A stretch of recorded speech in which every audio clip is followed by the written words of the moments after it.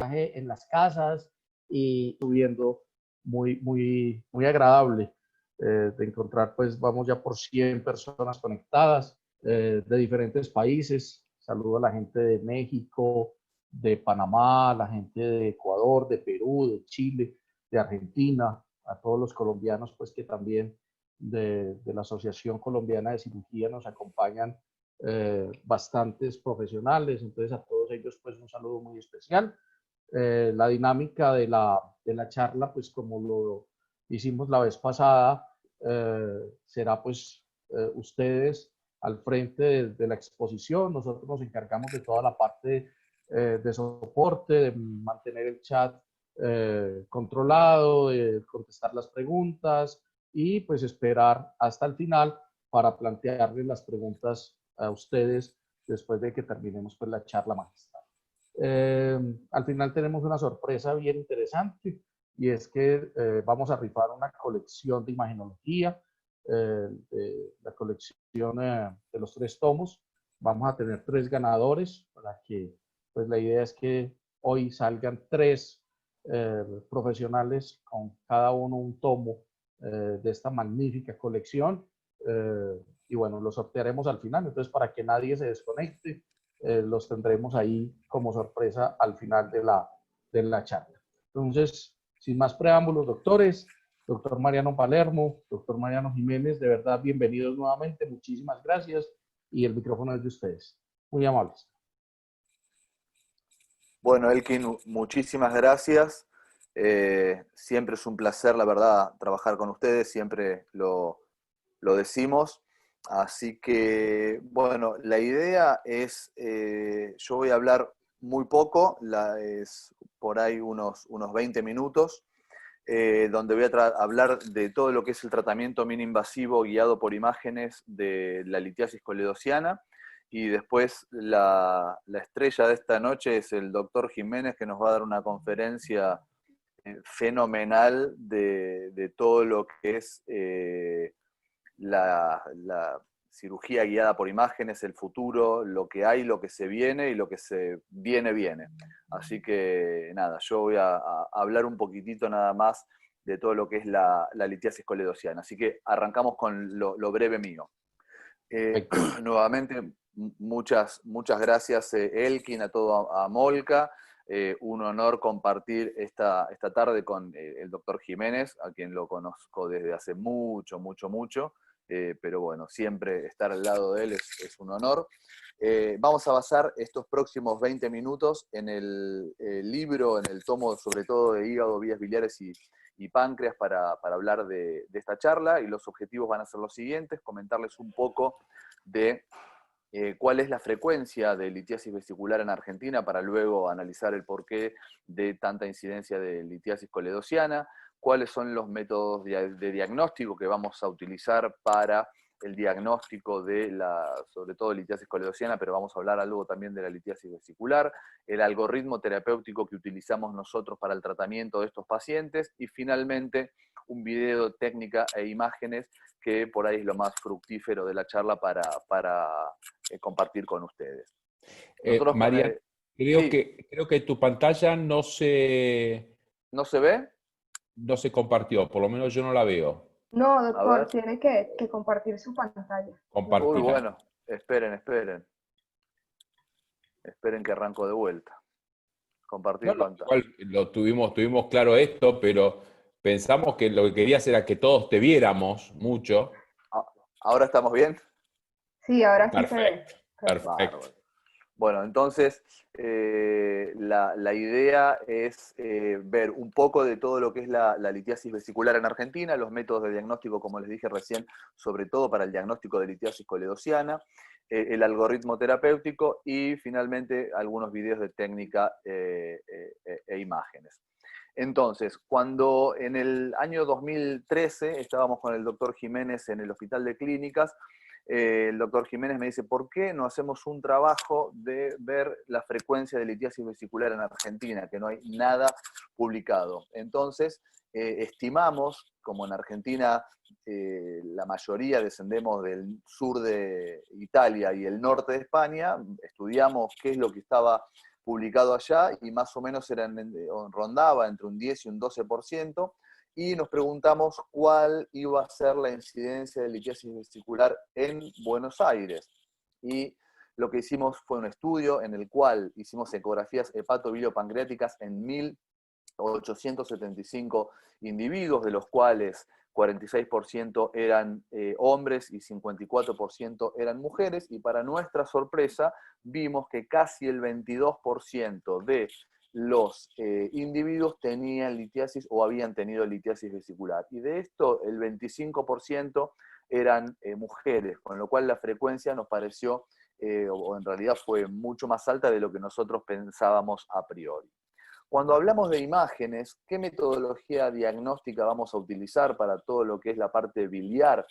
En primer lugar, para la detección de litiasis tenemos la ecografía, como podemos observar en esta imagen, una imagen ecogénica con sombra acústica posterior dentro de una imagen anecogénica ovoidea, que es la vesícula, y en la imagen de abajo vemos esas dos imágenes dentro de la vesícula, típico de litiasis vesicular. Cuando hablamos de ecografía para la detección de litiasis vesicular, este estudio tiene una sensibilidad de más del 95%.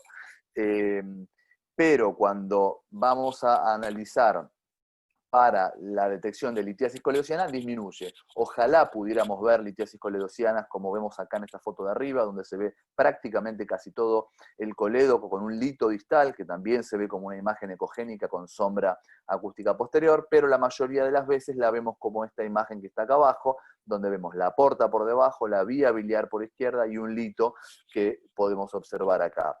Acá la detección de litiasis baja hacia el 60%, nada que ver como cuando lo vemos en la vesícula. En la tomografía, si bien tampoco es tan sensible, podemos también detectar litiasis, como podemos ver acá en la línea amarilla, a nivel del colédoco, y sin duda, hoy por hoy el estudio más sensible para la detección de litiasis, sobre todo en vías biliares finas, es la colangioresonancia, como podemos ver acá, un lito distal en esta vía biliar. Claramente, hoy por hoy la ERCP queda básicamente para el tratamiento, que lo vamos a ver un poco más adelante, y la colangiografía transparieto-hepática también queda para tratamiento y ya no para diagnóstico. Es muy importante analizar y tener noción de las imágenes frente a cuando uno se va a plantear un paciente quirúrgico. Acá vemos una vesícula llena, repleta de litiasis. Vean ustedes que en el cuello de la vesícula se aparecería tener un gran lito con una sombra acústica posterior muy, pero muy grande. Ante la duda, a este paciente le pedimos una resonancia donde vemos este lito grande que está comprimiendo la vía biliar distal y hace que se dilate la vía biliar proximal. La reconstrucción 3D tridimensional de este mismo paciente. Vean ustedes como prácticamente el colédoco y la vía biliar distal no se ven, pero sí se ve la dilatación de la vía biliar ocasionada por este cálculo comprimiendo en la vía biliar. Un típico caso de un síndrome de Mirici. Este es otro caso que también acá prácticamente el cálculo lo tenemos invadiendo toda la vía biliar, y acá es de vital importancia las imágenes en la planificación, porque cuando uno tiene estas imágenes, la planificación quirúrgica del paciente es totalmente diferente. En uno de estos pacientes se hizo una coledocoplastía sobre un tubo de Kerr por vía laparoscópica. Cuando hablamos de litiasis coledociana, esto siempre lo dice el doctor Maresco, el doctor Jiménez, el tratamiento es y debe ser mini-invasivo. Uno acá puede optar por una conjunción de estas tres herramientas, que son la cirugía laparoscópica, la endoscopía flexible y la cirugía percutánea. No viene acá el caso, pero cuando uno tiene este tipo de pacientes y que ya tiene sospecha de que el paciente tiene litiasis coledociana, acá el primer paso que hay que hacer es hacer una colangiografía intraoperatoria. En estos casos evaluamos el número, el tamaño y la localización de los cálculos para ver cómo seguimos en ese intraoperatorio. El algoritmo terapéutico que nosotros utilizamos va a depender frente a litiasis coledociana, ¿no? Si tenemos litiasis vesicular y coledociana, o si tenemos un paciente que tiene litiasis coledociana y ya fue colecistectomizado. Generalmente, pacientes que tienen litiasis vesicular y coledociana en forma concomitante, tratamos de hacer todo el tratamiento en un tiempo por vía laparoscópica. También acá podemos ver que se puede hacer una ERCP en el momento, se puede hacer una ERCP después. Nosotros tratamos de hacer todo el tratamiento en un solo tiempo. ¿Y qué es lo que pasa cuando tenemos pacientes que ya tuvieron litiasis coledociana? El primer paso acá es una ERCP, donde estos pacientes se van a tratar en forma mini-invasiva por vía endoscópica. Pero ante la imposibilidad de hacer una ERCP, muchas veces o el endoscopista quizás no puede canular la papila o el paciente no es candidato. Frente a litos pequeños, tratamos nosotros estos pacientes por vía percutánea, como les vamos a mostrar más adelante, y frente a litos grandes, ahí plantearíamos una reoperación laparoscópica. Generalmente, todos estos pacientes que vamos a tratar con litiasis vesicular y coledociana, el primer abordaje que hacemos nosotros es la vía transística. Esta canastilla la guiamos con radioscopía, y generalmente en estos pacientes que tienen litiasis vesicular y coledociana le hacemos la extracción transística, le hacemos una buena colangiografía y si estamos seguros, clipamos y el paciente el otro día se va a la casa. Otros ejemplos de cálculos que no pueden salir por vía transística, lo hacemos mediante una coledocotomía y después vamos a ver qué es lo que hacemos con el cierre de ese coledoco abierto. Vean ustedes este paciente, litiasis vesicular y coledociana, tiene una dilatación de la vía biliar ocasionada por múltiples litiasis a nivel del colédoco distal. Lo vamos a ir adelantando un poquitito, pero este paciente lo que hicimos fue una coledocotomía directamente, porque sabíamos que por vía transística no íbamos a poder hacer absolutamente nada, y acá comenzamos con el lavado de la vía biliar, extraemos con canastilla, con balón, muchas veces podemos sobredilatar la papila, como les voy a mostrar más adelante. Una vez que estamos seguros de que el paciente no tiene más litiasis, realizamos una colangiografía adistal, en este caso por la coledocotomía, luego la realizamos, acá vemos cómo se pasa la canastilla por vía radioscópica, realizamos la misma colangiografía aproximal, y una vez que sabemos que la vía biliar está expedita, procedemos en este caso al cierre primario de colédoco. Otro ejemplo de pacientes con litiasis coledociana múltiple. El primer paso, como les dije anteriormente, en estos pacientes es la realización de una colangiografía intraoperatoria. Ven ustedes acá también la vía biliar distal repleta de cálculos. Entonces, frente a estos cálculos que no van a poder salir por un cístico pequeño, realizamos también una cisticotomía y hacemos el mismo tratamiento. Canastilla, balón, lavado. Lo que logramos con esto es que la vía biliar quede expedita, y de esta manera, con una buena colangiografía intraoperatoria, estamos seguros de que el paciente va a poder realizarse también, en este caso, un cierre primario del colédoco. Generalmente, hace algunos años atrás, siempre dejábamos tubo de Kerr, pero por vía laparoscópica uno tiene que dejar el tubo de Kerr más tiempo de lo normal, recuerden, para que el trayecto se haga más fuerte. Entonces, cuando un paciente se opera por vía mini-invasiva y sale con un tubo de Kerr por 60 días, no es tan mini-invasiva la cosa. Este es otro caso que operamos junto con el doctor Jiménez, en Santa Fe el año pasado, en donde era un paciente con una litiasis, hicimos la colangiografía y tenía prácticamente también toda la vía biliar distal repleta de cálculos, un caso bastante complejo. Vean ustedes que el cístico era un cístico pequeño, por lo tanto no dudamos en que el tratamiento de este paciente iba a ser por coledocotomía. Entonces realizamos la coledocotomía en forma longitudinal con tijera, tratamos con la canastilla de Dormia. Ahí ven ustedes cómo se puede ver la canastilla tomando el cálculo. Tuvimos que ampliar más el colédoco dado el tamaño del cálculo. y hay veces que la canastilla no logra romper el cálculo, entonces una vez ampliada la coledocotomía, pudimos comenzar y seguir en realidad con la extracción. Vean ustedes cómo se guía con la radioscopía, y ahí realizamos una colangiografía. Colangiografía con Foley, pasamos la canasta hacia arriba, hacia proximal, ahí se ve como los cálculos que se fueron hacia la vía biliar proximal también son extraídos mediante la canastilla. También utilizamos en este caso una pinza de Randall, antiguamente como lo hacía el doctor Mazarielo, y esto también lo guiamos por imágenes para de esta forma poder extraer los cálculos grandes, poder romperlos, poder progresarlos a través de la papila y poder extraerlos a través de la coledocotomía.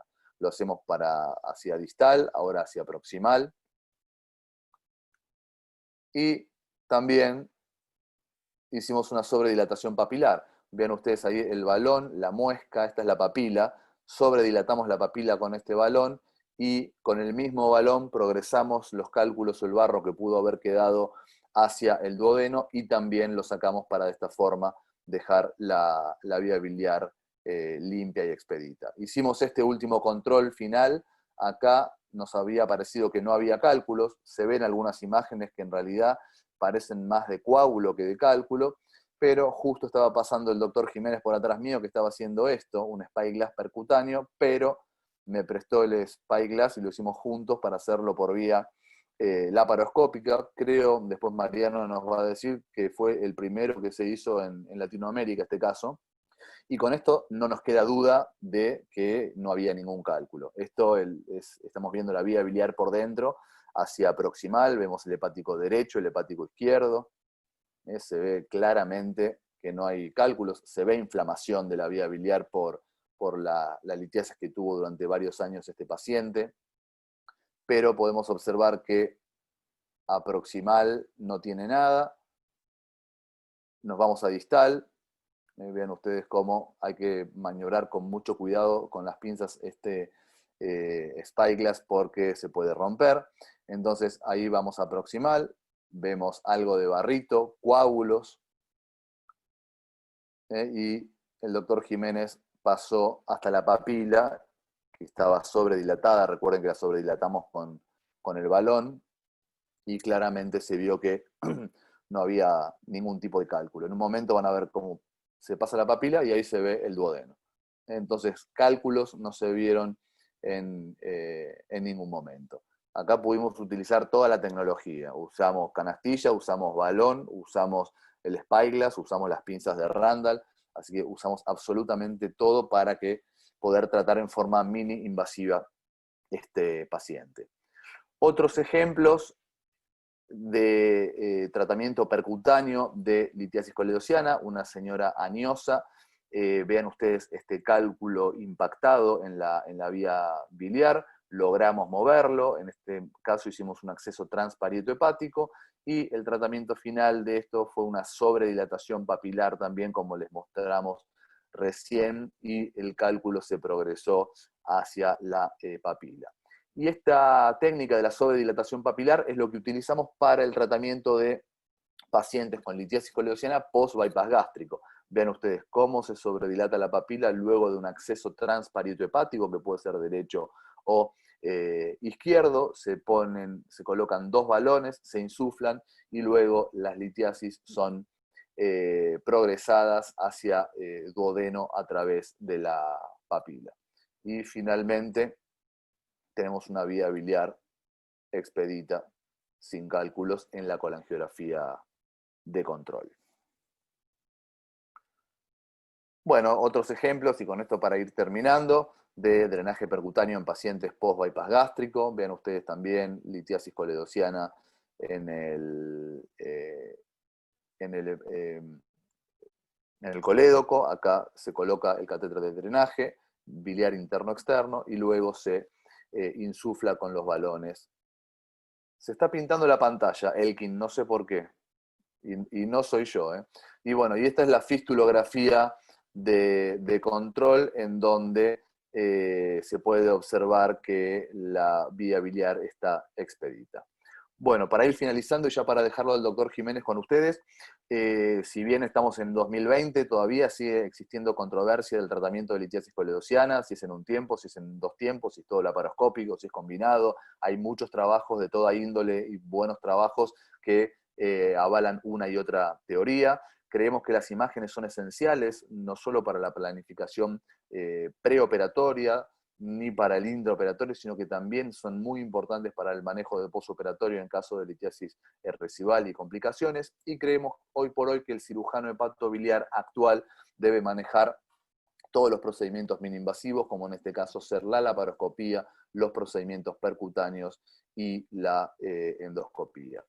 Una vez más, agradecemos a Molca por la edición de este libro de imágenes ya hace algunos años atrás, y el apoyo del doctor Jiménez y la idea que tuvo el doctor Dusa de realizar esta obra. Así que muchísimas gracias a todos.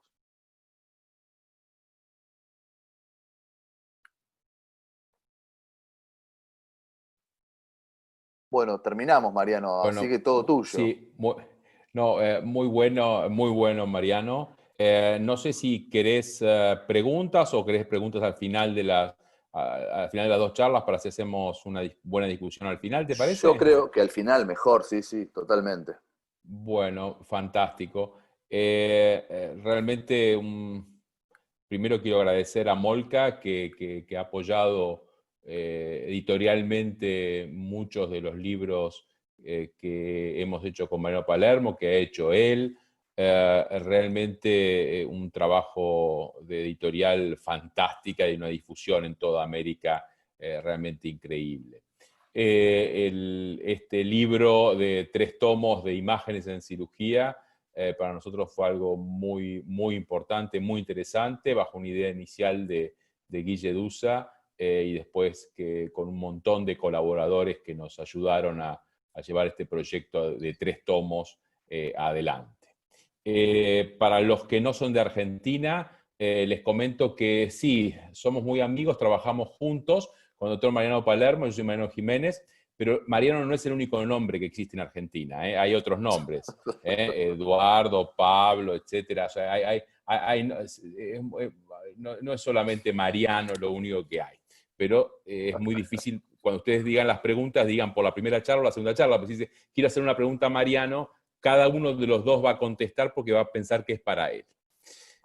Si ustedes, si puedo, voy a tratar de compartir mi pantalla.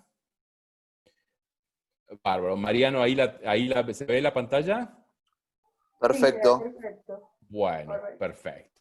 Entonces, yo voy a hablar, pero no sufran porque he tratado de traer aquí una versión acortada de la charla para que no se hiciera tan largo y poder tener más tiempo para preguntas, etcétera, sobre cómo las imágenes están cambiando la cirugía, claramente, y cómo la tecnología está cambiando la cirugía. Claramente voy a hablarlo desde el ejemplo del hígado, primero porque hoy es un día que hemos decidido hablar sobre todo de patología HPV, y segundo es porque es de las cosas que más me gustan, el estudio de la vía biliar, páncreas e hígado. Pero esto es aplicable a todas las posibilidades quirúrgicas, no solamente al hígado, no solamente a la cirugía general. Y esto es algo realmente importante. Estamos muy acostumbrados, lo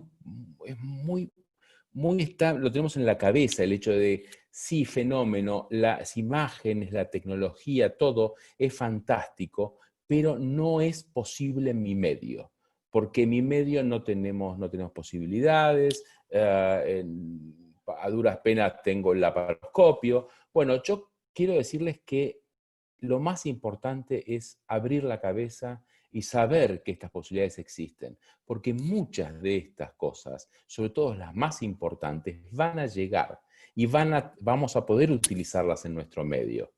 Es así como hace casi 30 años decían, ¿para qué me hablan de laparoscopía si yo no tengo ni gasas? Hoy, 30 años después, seguimos sin tener gasas, pero tenemos laparoscopios. ¿Por qué es esto? Porque pasan por diferentes carriles. Por eso, lo más fácil, es decir, en mi medio no, entonces yo hago lo mismo que hago siempre. Bueno, uno tendría que escapar de un médico, de un cirujano, que después de 20 años, después de 10 años, casi le diría después de 5 años, hace exactamente lo mismo. Todas estas cosas que les contó Mariano, no tendría ninguna posibilidad de haberse hecho 30 años atrás. Entonces, y posiblemente en 30 años, con Mariano, más vale Mariano, porque yo no voy a recordar absolutamente nada dentro de 30 años, pero en 30 años Mariano va a decir, mira las cosas que yo hacía hace 30 años, qué diferente con lo que yo hago ahora. Entonces, claramente, la cosa va evolucionando. Esto es mi disclosure, yo soy consultor de Siemens y soy miembro del Board Internacional de Ablación de Medtronic. Esto es importante que ustedes lo tengan presente en mis charlas. Yo voy a hablar de nuestra experiencia en Buenos Aires, pero principalmente en esta charla voy a hablar de la experiencia que tiene todo nuestro grupo de trabajo en el IHU y el IRCAD en Estrasburgo, Francia. El IRCAD es muy conocido, hace 25 años que ya es el centro por excelencia para formación en laparoscopía y endoscopía. Tiene otros centros en Asia, en Taiwán y en América Latina, 2 en Brasil. Ahora está abriendo uno en África y va a abrir uno en China, todo esto cuando el COVID-19 nos lo permita. Pero yo les voy a contar más sobre algo menos conocido, que es el edificio que está enfrente del IRCAD, entre el IRCAD y el Hospital Universitario en Estrasburgo, que se llama IHU, que es un instituto hospitalario universitario que trabaja en todo lo que significa imágenes y cirugía. Está unido al IRCAD por un puente y está unido al Hospital Universitario, al Hospital Civil, por otro puente aéreo. Este centro tiene 3 pisos. El primer piso es para pacientes, tiene 9 quirófanos, de los cuales 3 son para endoscopía, 3 son clásicos con robot, con laparoscopio, endoscopio, y 3 son estos 3 que son los híbridos, que son quirófanos que tienen robot, laparoscopio, endoscopio, más tomógrafo, resonador y angiógrafo robotizado. Estas 3 salas híbridas, que son las que ustedes están viendo aquí, son las salas que nos permiten crear nuevas cirugías, hacer cirugías nuevas que combinen endoscopía, laparoscopía y percutánea, y que nos permite abrir el arco de posibilidades. Ya no es solamente la posibilidad de hacer algo mejor, como fuera la laparoscopía en relación a la abierta, sino hacer algo mejor y diferente. Es la primera vez que los cirujanos podemos pensar crear nuevas técnicas quirúrgicas después de muchísimos años. Y esto es algo realmente fantástico y revolucionario. ¿Es posible que tengamos salas híbridas en nuestro medio en América Latina? Posiblemente en algunos centros va a haber, sin duda en algunos centros va a haber, no va a haber en todos los centros. Es así como robots va a haber cada vez en más lugares en América Latina, pero no va a estar en todos los lugares. Ahora, hay ciertas cosas que yo les voy a contar en esta charla que es mandatorio hacerlo en estos quirófanos híbridos, pero la gran mayoría no. Arriba están viendo a uno de nuestros fellows, el doctor Alain García, que hizo el fellowship en Buenos Aires y después lo está haciendo en Estrasburgo y es oriundo de México y que acá está planificando una cirugía utilizando guías de navegación ópticas. Abajo estamos haciendo una ablación laparoscópica. Lo que es interesante que el tercer piso de este centro tiene la misma tecnología que el primero, pero no es para humanos, es para animales, para hacer investigación y también entrenamiento, pero sobre todo investigación.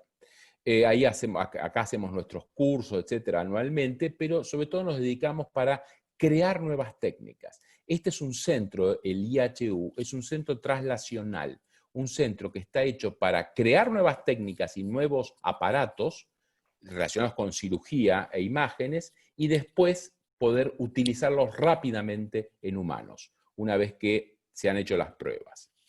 ¿Nosotros en qué nos basamos cuando hablamos de imágenes? En todo lo que se conoce como técnicas de inmersión o técnicas inmersivas. Por un extremo tenemos lo que es completamente real, que podemos decir la foto como sacábamos antes con rollo, etc. Y por el otro lado, el otro extremo, es totalmente virtual, algo que realmente no tiene absolutamente ninguna relación de contacto con la realidad. Esto, lo que está más cerca de lo real, es lo que se conoce como realidad aumentada, que podría ser, por ejemplo, una foto digital. Nosotros le podemos agregar información. Estoy hablando sobre todo no medicina en este primer momento. Y por el otro extremo, la realidad virtual, que su extremo son los jueguitos virtuales, donde uno realmente se pone el sonido y se pone la visualización y podría estar en otro mundo totalmente ficticio. Nosotros en medicina utilizamos mucho más la unión de estas dos cosas, de realidad virtual y realidad aumentada, que se llama la realidad mixta. Esta realidad mixta, en el jueguito sería el Pokémon Go. Es el poder ver en forma aumentada algo que no existe, que es ese Pokémon que yo voy a perseguir. Les cuento que el otro día agarraron a una persona, lo llevaron preso por violar la cuarentena acá en Buenos Aires por jugar con el Pokémon Go. O sea que de todo hay en todos lados. En cuanto llevamos a cirugía, realidad aumentada, la usamos para nuestras operaciones laparoscópicas, robóticas y percutáneas. La realidad virtual se utiliza principalmente para entrenamiento en este momento. Y la realidad mixta, bueno, ya les voy a comentar un poquitito qué es lo que hacemos, que es esto. Esto es un típico ejemplo de una cirugía que hicimos con el profesor Patrick Pessot, un paciente con metástasis hepáticas de un cáncer colorectal. Le estamos haciendo la ecografía, y la ecografía está ligada, en una pantalla se ve la visión ecográfica, en el otro se ve realidad aumentada. Entonces nosotros con esto lo que podemos hacer es decir, bueno, cuando vemos esta cosa oscura es tal vena, tal vaso, etc. Si a esto le agregamos que los tumores los pudimos pintar de verde y tenemos una guía electromagnética que nos permite orientar nuestra aguja de ablación exactamente hacia donde está el tumor, realmente esto hace los procedimientos mucho más fáciles y mucho más precisos. Y yo les diría que uno de los targets que estamos hablando cuando hablamos de la nueva cirugía es que aumentamos precisión y seguridad en nuestra práctica. Pero la palabra es precisión. Como todas estas son cosas nuevas, nos juntamos el año pasado, hicimos un consenso internacional que esperemos que ahora va a salir publicado en breve, donde pudimos hablar sobre las definiciones nuevas en cirugía guiada por imágenes. Las 4 definiciones que tratamos fue cirugía guiada por computadora, asistida por computadora, cirugía guiada por imágenes, lo que es el quirófano híbrido y lo que son las guías de navegación. Este es el grupo que hicimos el consenso. Hay cirujanos muy famosos y radiólogos muy famosos como Reto Vale, Benoit Galí, Martin Smith, presidente de la HPBA, Guido Costamagna, es endoscopista muy reconocido, David Geller, tal vez uno de los mejores laparoscopistas hepáticos del mundo, también estuvo Go Wakabayashi, aunque no está en esta foto, está Nick Botey, el director del área HPV quirúrgica en la MD Anderson, o sea, gente de todo el mundo que estuvo trabajando con nosotros para crear este consenso. En este consenso definimos 4 cosas, no se preocupen, les voy a hablar solamente de una de ellas, que es la cirugía asistida por computadoras, algo que está tomando un vuelo internacional muy importante actualmente, que es no solo usar toda la información tecnológica para aumentar los skills, las habilidades del cirujano, sino, y tal vez lo más importante, nos permite crear supercirujanos. Cirujanos que tienen aumentado el sentido, lo que sienten a través de los ojos y a través de las manos, tienen aumentada la cognición, o sea, tenemos aumentado nuestra capacidad mental a través de la inteligencia artificial, y tenemos aumentado la ejecución a través de la robótica. Entonces, realmente somos más que humanos. con todo esto? Se agregan cosas que nos hacen más precisos en nuestra práctica. ¿A qué me refiero con aumentado la sensación? Principalmente, y recuerden que el 60-70% de lo que un cirujano capta es a través de sus ojos, nos permite hacer tres cosas. Primero, nos aumenta el espectro. Por ejemplo, un ejemplo de esto es el verde indocianina. Solo nos permite ver cosas que el ojo humano no puede ver.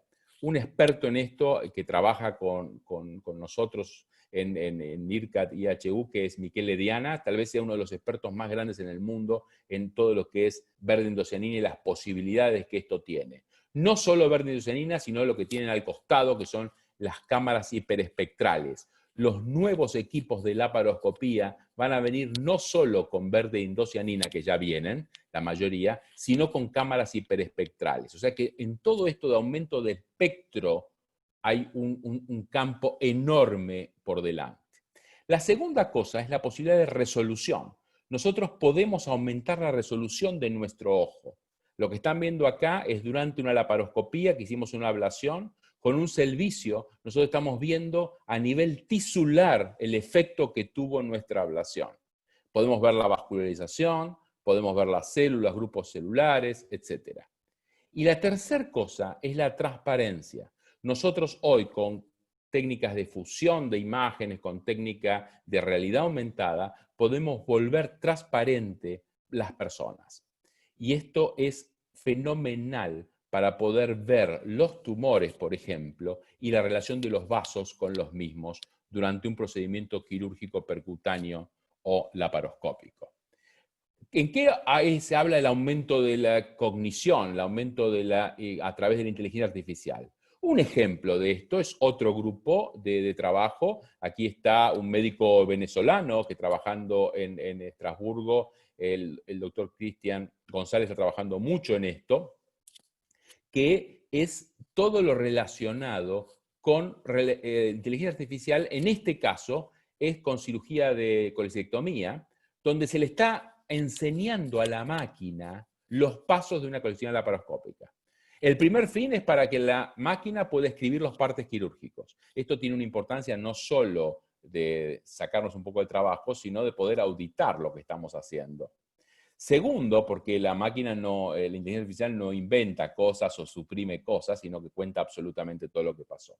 El segundo paso de todo esto, con la misma data, es poder darnos un GPS durante la operación, que nos diga, esto que está entrando es una zona compleja, vaya con cuidado, esto puede ser peligroso, le recomendamos que vaya por otro lado, o sea, un efecto de GPS. Y el tercer paso, el que está más distante, estos están cerca, pero el que está más distante, es directamente suprimir al cirujano y que la inteligencia artificial le diga a un robot lo que tiene que hacer directamente. Esto en laparoscopía está lejano, no va a ser en 5 años. Lo anterior sí, pero esto no, esto va a tardar un poco más. ¿Cuánto más? Es una discusión que tenemos. Yo creo que va a tardar tipo 20 años. Mi gente, los más jóvenes, creen que va a ser mucho antes y que yo creo que va a tardar 20 años porque tengo miedo. Posiblemente eso sea cierto. Y por último, vamos a aumentar la ejecución. Y los robots, acá estamos viendo el nuevo robot con nuestro fellow ahí sonriente con el nuevo robot que nos ha llegado, que es el robot monotrocar. El costado es un robot para percutánea y el de abajo es un robot para endoscopía. Son 3 robots que permiten mejorar la ejecución. Mucho más que los robots del Da Vinci clásico, como nosotros estamos viendo. La profesora Silvana Peretta, que es una cirujana laparoscopista y endoscopista de primer nivel que trabaja en Estrasburgo, siempre dice que el futuro de la cirugía será flexible y robótico y posiblemente tenga razón en sus 3 campos, laparoscopía, endoscopía y percutánea. Va a ser flexible y sin duda va a ser robótico. Al principio robótico ayudándonos y después robótico reemplazándonos. ¿Qué pasa hoy? Hoy estas imágenes, esto es de un paciente que hemos tratado hace relativamente poco tiempo, antes del COVID, o durante el COVID, pero todavía no sabíamos que estábamos con el COVID. permite realmente hacer un montón de nuevas posibilidades. Y voy a darlo como ejemplo, la ablación. En cuanto a la ablación, no sé, Mariano, cómo venimos, no sé si venimos bien o con tiempo o me estoy alargando demasiado. ¿Me dicen? No sé si el silencio es una buena señal Ahí está, o el silencio ahora. significa No, que pensé que te habías ido y dijiste... estaba tratando de buscar el botoncito para activar el sonido. No, Sí, sí, perfecto, no, no, todo no. está perfecto. Estamos disfrutando Bueno, de tu charla, Jiménez. Lo que Dale para pasa es que, adelante. Dale qué para pena, adelante. entonces seguimos un poquito más. Cuando nosotros hablamos de ablación, y es un muy buen ejemplo, pero no es el único, es solamente un ejemplo para ver de cómo las cosas se están haciendo, cómo las cosas son revolucionarias y cómo las cosas van a cambiar rápidamente. O sea, lo que para muchos, esta primera parte cuando les digo today, o sea, hoy estamos hablando de esto, en realidad ya es viejo. O sea, esto que les voy a contar, toda esta parte de la charla, es ya viejo. Pero es apasionante y por eso se los comento. La ablación, y si hablamos de ablación en hígado y hablamos en hepatocarcinoma, está creciendo. Tanto está creciendo que en Estados Unidos se hace más ablación que resección quirúrgica en hepatocarcinoma. Es más, si vemos en Europa, en Suecia, en valores de justo antes del COVID, la ablación se hace más que la cirugía abierta, más que la cirugía laparoscópica y más que el trasplante juntos. O sea, las tres cosas quirúrgicas en hepatocarcinoma en Suecia se hace menos que la ablación. O sea que la ablación es algo que está subiendo muchísimo en todo el mundo. Cuando nosotros vemos las guidelines de tratamiento de hepatocarcinoma en las tres sociedades más importantes de Estados Unidos, Asia y Europa, relacionados con el tema, vemos que la ablación está como primera o segunda opción en los estadios tempranos y tratables de hepatocarcinoma. Entonces, claramente, la ablación está tomando un lugar sin duda en el hepatocarcinoma. Por otro lado, en un trabajo de este año muy interesante, donde hace un análisis retrospectivo y multicéntrico de la moroinmortalidad cuando uno hace ablación por hepatocarcinoma, vemos que la mortalidad es por debajo del 0,06% y las complicaciones rondan alrededor del 3%. O sea que infinitamente más bajo que la cirugía. En general, los pacientes se vuelven a la casa el mismo día, si no hubo complicaciones de la ablación, o al día siguiente. Por supuesto, cuando uno es más agresivo, las complicaciones y la mortalidad aumentan.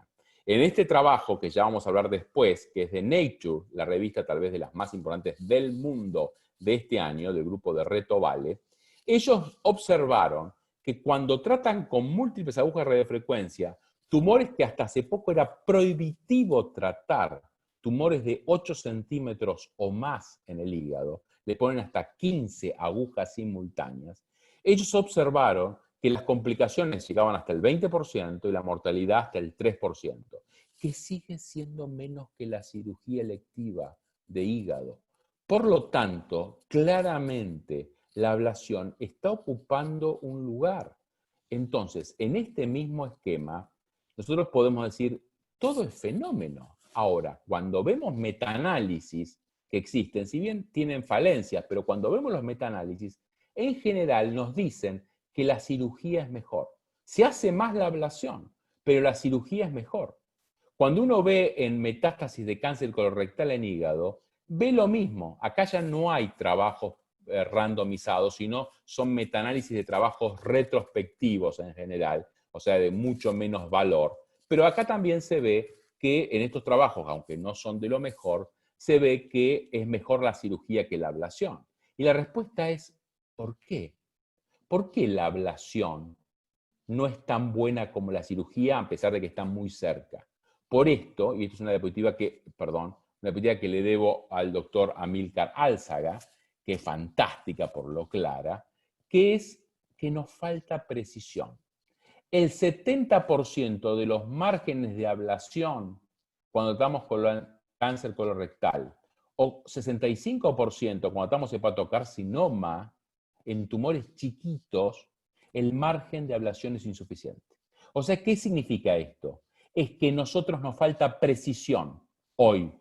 Significa que la ablación, siendo muy inexacta hoy, siendo muy artesanal hoy, es prácticamente igual que la cirugía. Imagínense cuando podamos darle un poco más de precisión. Los márgenes son todos. Por supuesto, si el paciente es un cáncer colorectal y tiene Carras mutado, va a necesitar un margen más importante. Y esto ya lo sabemos desde los trabajos quirúrgicos, donde también necesitan márgenes más grandes. Algunos dicen incluso un cáncer, algunos dicen inclusive que necesitan unas resecciones anatómicas. Es una discusión que no es para la charla de hoy. Pero si nosotros seguimos en general la idea del MD Anderson, que dice que en el Carras normal hacemos al margen al menos de 5 milímetros, si podemos de 1 centímetro, y si no sabemos el Carras o el Carras es mutado, ese margen debe ser de 1 centímetro. Por lo tanto, en general, uno tiene que tratar de dejar 1 centímetro alrededor del tumor que está ablacionando. Ahora, una discusión, cuando uno habla de ablación, es mejor la microondas o radiofrecuencia. Fíjense este trabajo porque es muy claro, desde el Memorial Sloan Kettering de Nueva York. Ahora están ocupados, pobre, con todo el tema del COVID, pero este es un trabajo antes COVID, donde ellos observaron que radiofrecuencia o microondas, si ustedes no dejan margen, si el margen es de 0, la tasa de recurrencia va a ser todos los pacientes. Si ustedes tienen un margen de 1 centímetro alrededor del tumor, radiofrecuencia o microondas, prácticamente no va a tener recidiva local a ese nivel en ningún paciente. Cuando están entre medio, microondas es un poco mejor que la radiofrecuencia. Pero podemos decir que hoy, al final, ya al diciembre de 2018, ya el año pasado, está siendo peor la ablación que la cirugía. Fíjense en este trabajo, qué interesante. Es un trabajo que hizo el grupo también de Retovale, donde ellos agarraron casi 100 pacientes que iban a ir a trasplante hepático con hepatocarcinoma, le hicieron ablación como puente al trasplante, y cuando hicieron trasplante, sacaron el hígado y estudiaron el hígado. Ahí observaron que el 97%, repito, 97% de los tumores ablacionados no tenían una sola célula tumoral viable. Habían matado el 97% de todas las células de los tumores tratados. ¿Esto qué significa? Que la cosa está cambiando y va a cambiar rápido. Hay una serie de trabajos donde dice, ojo con el margen, porque el margen no es 2D, no es como un corte de ecografía o como un corte de tomografía. Los tumores viven en un organismo que es 3D, entonces tenemos que estar seguros que estamos ablacionando, que estamos destruyendo todo ese margen en 3D. Es así que la localización del tumor no tiene importancia, algunos que dicen que sí, otros dicen que no. El tamaño del tumor, que yo me he cansado de decir en mis charlas que es 3 centímetros, aparentemente no tiene tanta importancia. La proximidad a vasos, trabajos que dice que no tiene tanta importancia. Lo que no hay discusión, que el margen cuenta. El tamaño que se destruye alrededor del tumor, eso sí, no existe un solo trabajo que diga que no tiene importancia. Yo les dije que este muchacho, Retovale, que es un super capo de Austria, tiene tumores tratados de más de 8 centímetros. Él tuvo un control del tumor del 90% cuando trataba tumores de 8 centímetros. Este hombre, por supuesto, tuvo 70% de recurrencia a distancia, porque son tumores que están muy pasados, pero sí es importante que los pudo tratar realmente haciendo hepatectomías percutáneas, con ablación. Fíjense, en este caso, que me lo cedió gentilmente, todas las agujas de ablación que le pone y cómo va destruyendo todo, absolutamente todo el tumor en esta visión de reconstrucción 3D. Por supuesto, hace falta para hacer esto, reconstrucciones 3D, hace falta tener guías de navegación. Estas cosas no son caras, son muchas que están en los equipos de tomografía que pueden tener en su hospital, y el resto, que son las guías de navegación, son cosas que son no terriblemente caras y pronto van a ser mucho más baratas. Quiero terminar la charla hablando de cómo yo veo que va a ser el mañana. Y esto, cuando uno ve cómo avanza la tecnología, uno ve que el hombre en la luna, y los que somos más viejos estuvimos presentes en nuestra televisión blanco y negro cuando el hombre llegaba a la luna, que nos parecía que era una maravilla. Bueno, fíjense cómo fue subiendo logarítmicamente las cosas. O sea, nosotros no podemos determinar el futuro, porque cuando uno determina el futuro sin saber parámetros, porque no tiene la data, pues la data se va creando mientras vamos hablando y pensando, nos fijamos para atrás. Pero si nos fijamos para atrás, la cosa era chata. Por lo tanto, vamos a hacer proyecciones que no son reales, van a estar muy por debajo de la realidad. Estamos parados en una pared de conocimiento que crece en forma absolutamente logarítmica. Entonces, esto es apasionante, esto es el futuro que ya llegó. Entonces, no podemos mirar para otro lado, solamente podemos subirnos, encauzarlos, y ustedes podrán decirme, pero esto no es para nosotros, Mariano, somos latinoamericanos, somos argentinos. La respuesta es, nosotros estamos trabajando en esto y somos un grupo de latinoamericanos.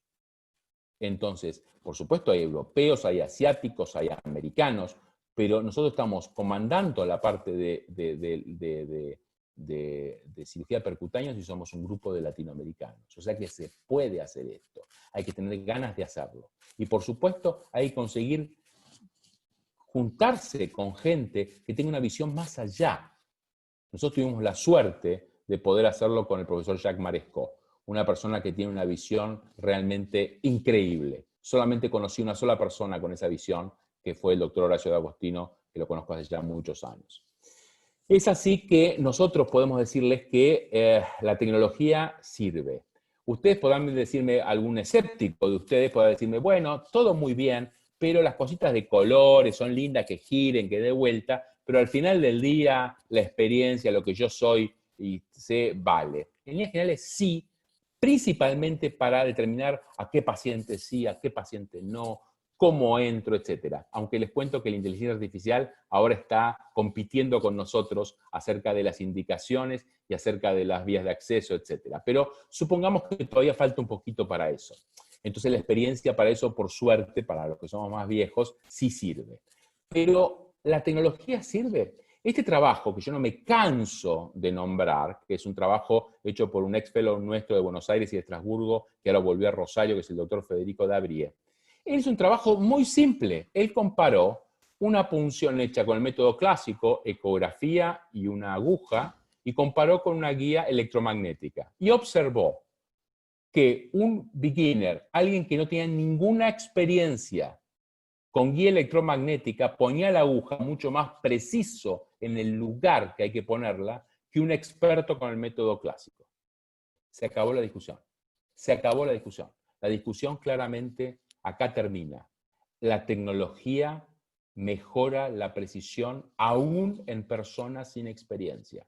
Lo que es interesante es que los que tenemos experiencia fuimos mejores con tecnología que si no la teníamos, y fuimos mejores que los beginners. Esto se lo digo sobre todo para los jóvenes, que no se vayan a creer que somos material descartable los viejitos.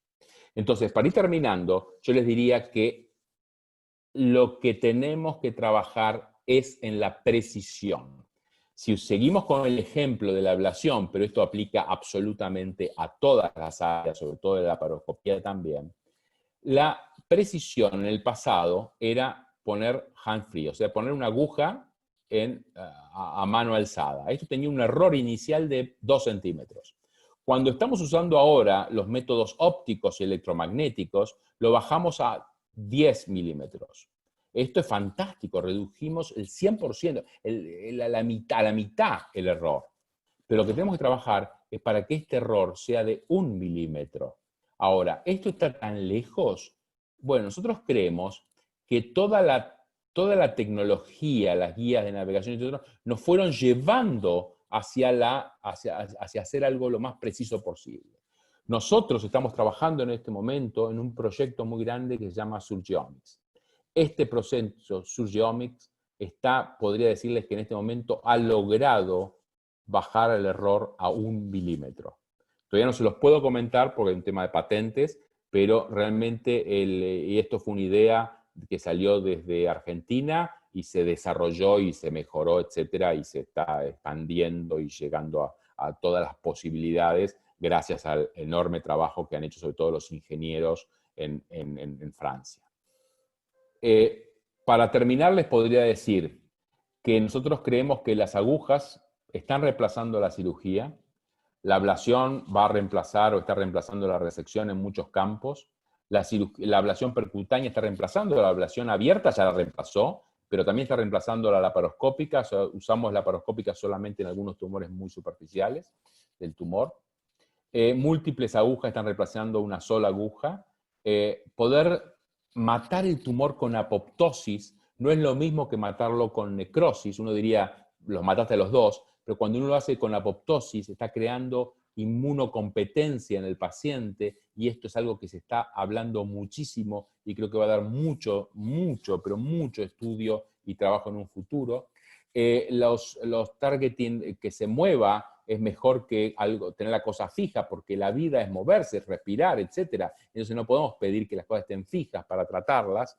Yo le diría que la sinergia es mejor que la redundancia y que los procedimientos funcionales van a reemplazar a los procedimientos anatómicos en general del hígado. Por eso todo el tema de la segmentación hoy está en una crisis total, porque la segmentación de Quinault fue fantástica, pero fue para mucho tiempo atrás.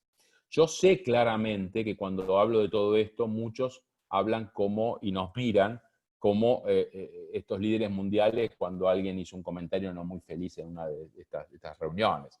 Pero créanme que es muy probable que en poco tiempo la cosa va a cambiar. Y esto lo hace fascinante.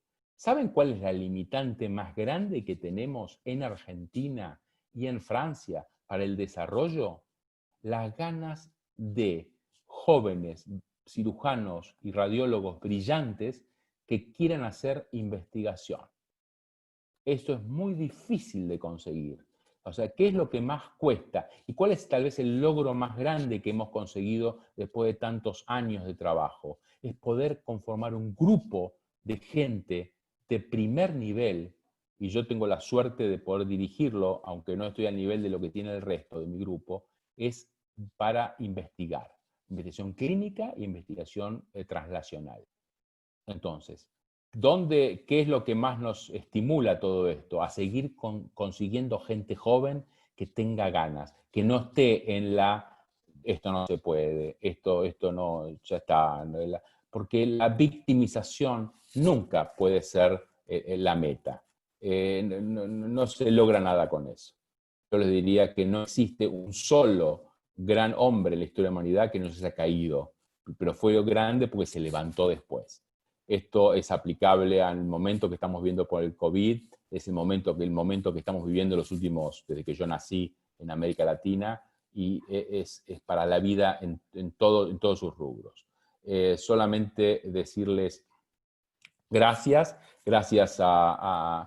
primero al doctor Agostino, doctor Jacques Marescot, gracias a Mariano Palermo y a todo el equipo, que Edgardo Serra, Eduardo Houghton, Pablo Cuafresca, Eduardo Houghton, Caetano Finger, a todos nuestros fellows, la gente de Estrasburgo, realmente a todo el grupo. Y muchas gracias a Molca por hacer algo que me fascinó, es que poder tener una charla en conjunto con Mariano Palermo, que siempre me da unas fuerzas bárbaras y me da unas ganas bárbaras de seguir adelante. Muchas gracias.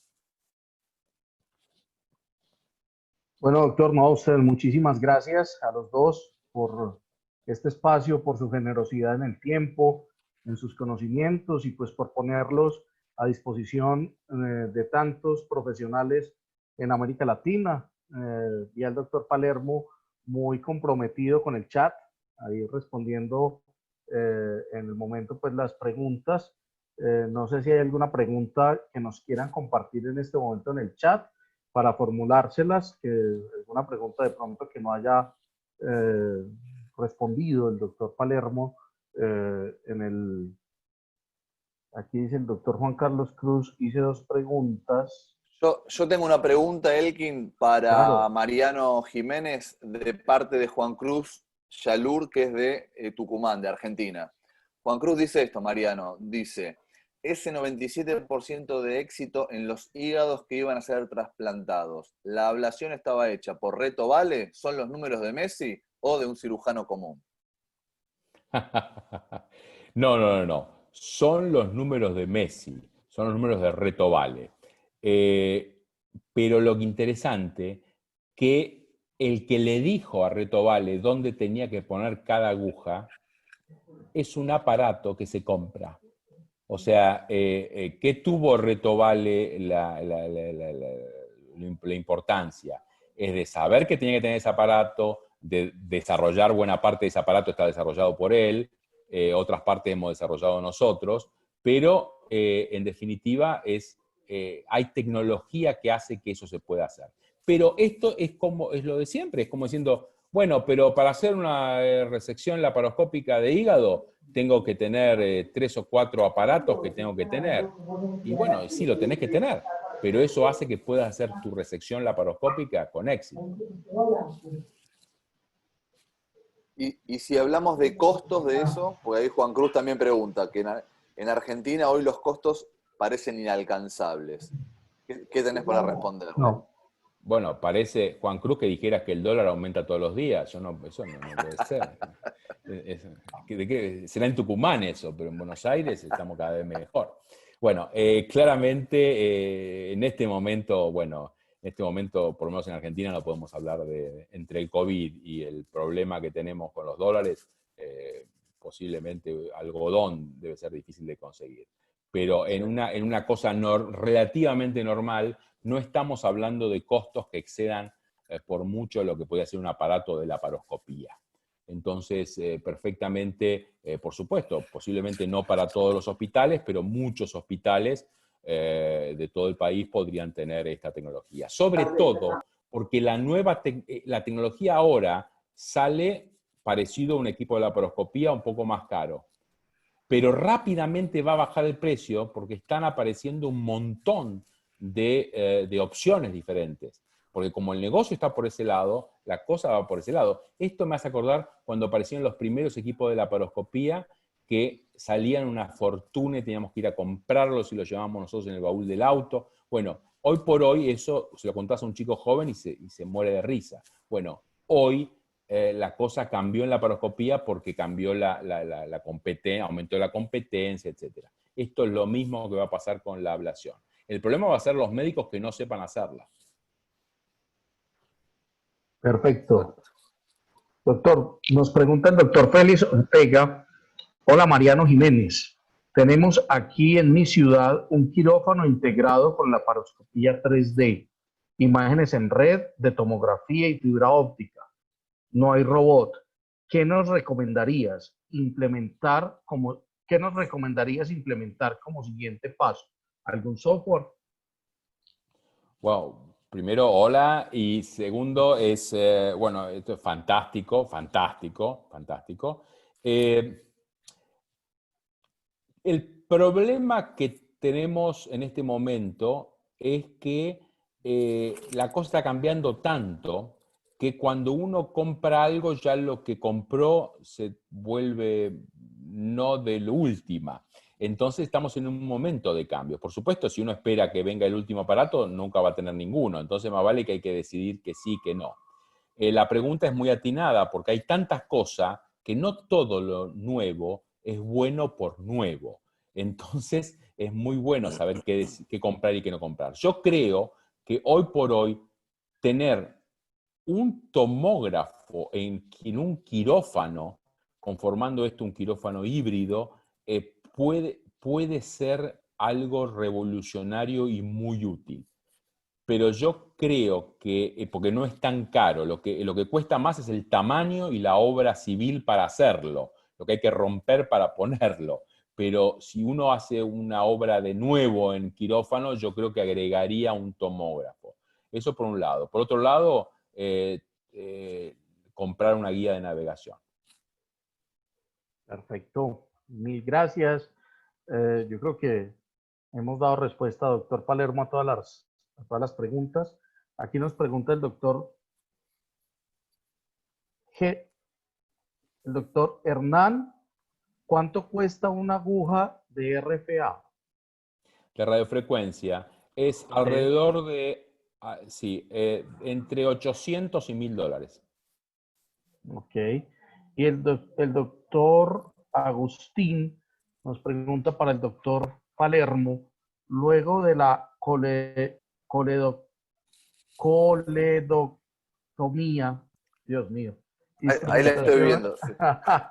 Ok, usted la Sí, lee, por favor, usted la lee sí, más bien y la sí, responde. si luego de la coledocotomía y con cierre primario, si no dejamos un stent transpapilar.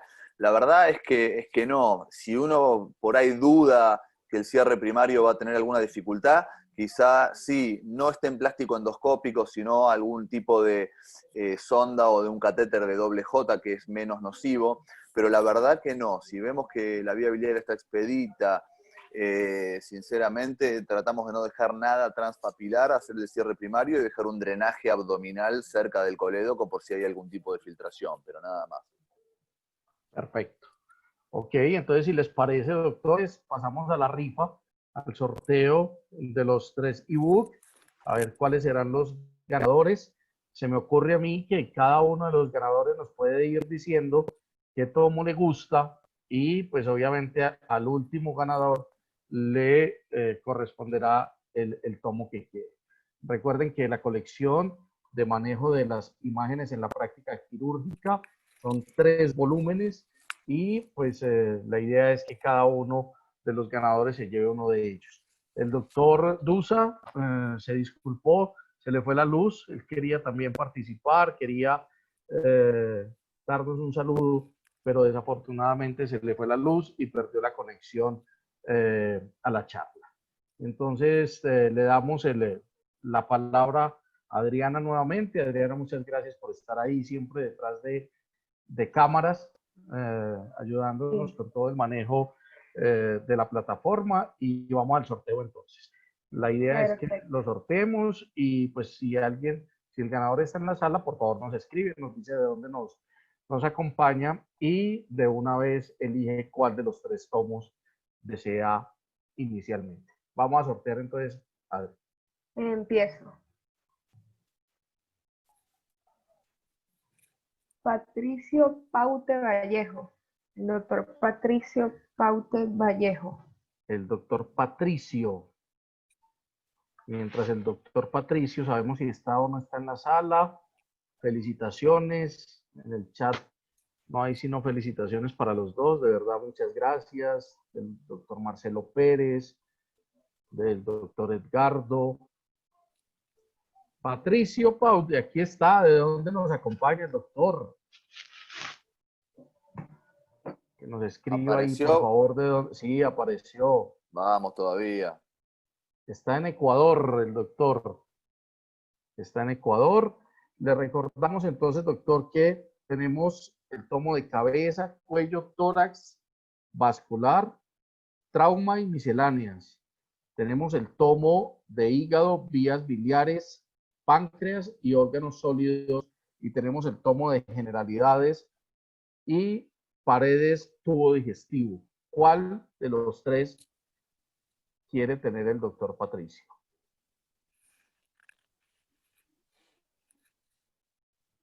Doctor Patricio. El de vía biliar, dice. Ok, ok, perfecto. No sé por qué sospeché que ese era el primero que iban a pedir. No sé ustedes. Casi que sí, yo también, estaba seguro. Total, total. Perfecto. Adriana, por favor, vamos a rifar el segundo tomo. Listo. La doctora Margarita Pareja. Ah, Margarita. Ah, la conoce el doctor La María conocemos a Margarita de Perú. De de Perú. Perú. Ahí está. Era- Hola, muy bien. Qué bueno, doctora Margarita. Un saludo muy especial. y me alegra mucho que sea una de las ganadoras. Nos queda entonces el de generalidades, paredes y tubo digestivo, y nos queda el de cabeza, cuello, tórax. Usted nos dirá cuál de los dos quiere tener. Le recordamos que en todos los Amolca en América Latina pueden acceder a los 3 tomos. Nos pueden contactar por redes sociales, por Instagram, por Facebook, y ahí pues obviamente los atenderé con muchísimo gusto. La doctora Margarita quiere el de generalidades. Perfecto, el de generalidades para la doctora Margarita. Un saludo pues muy especial. Ya nos estaremos poniendo en contacto con ustedes y el día de mañana recibirán el ebook para que empiecen a disfrutar de este maravilloso libro. Y por último, entonces, Adriana, por favor, vamos a sortear el de cabeza, cuello, tórax. Edilmar Rodríguez. El doctor Edilmar Rodríguez. Doctor Viene mejor el Edilmar. sorteo esta vez, ¿eh? Sí, sí, hoy nos fue bien, ¿no? La vez pasada fue un poquito estresante. Alcanzó usted a tomarse casi la botellita de vino, ¿no? Casi toda entera, ¿eh? El doctor Edilmar a la 1. El doctor Edilmar a las 2. Edilmar se fue. Parece que sí. Y el doctor Edilmar a las 3. Sorteamos nuevamente, Adri.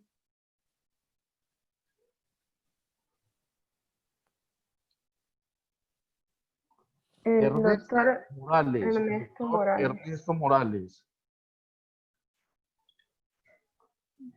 Doctor Ernesto Morales. Ahí está. Ahí está. Todos muy atentos, ¿no? Esta De vez verdad. sí. Estuvieron juiciosos. ¿De dónde nos acompaña el doctor Ernesto Morales?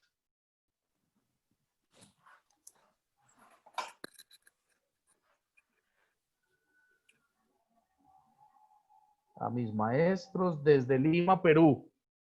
Les mando un saludo muy especial, y a él también le queremos enviar un saludo muy especial al doctor Ernesto y a los 250 profesionales que nos acompañaron en toda América Latina. Nos saludaron desde Ecuador, desde España, desde Bolivia, desde Argentina, Colombia.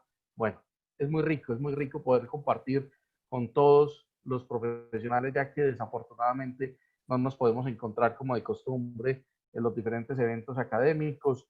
Pues esta es una alternativa, como les decía al principio. A ustedes dos, muchísimas gracias. De verdad que por su generosidad, por su tiempo, y los esperamos en una nueva charla. No se librarán de nosotros. Aquí los tendremos nuevamente, ¿de acuerdo? Perfecto. Claro que Gracias sí. a ustedes, Elkin. Siempre acá dispuestos. Así que muchas gracias a ustedes. Claro que sí. Muchísimas Con mucho gracias. gusto a ustedes. Muchas gracias. Y los esperamos mañana a los doctores que están conectados y quieran participar en la charla de anatomía facial. Ahí los estaremos esperando. Un abrazo muy grande. Cuídense mucho. Chao, hasta Adiós. luego. Chao, Gracias a chao. todos. Gracias a ustedes. Ok, chao. Chau, chau.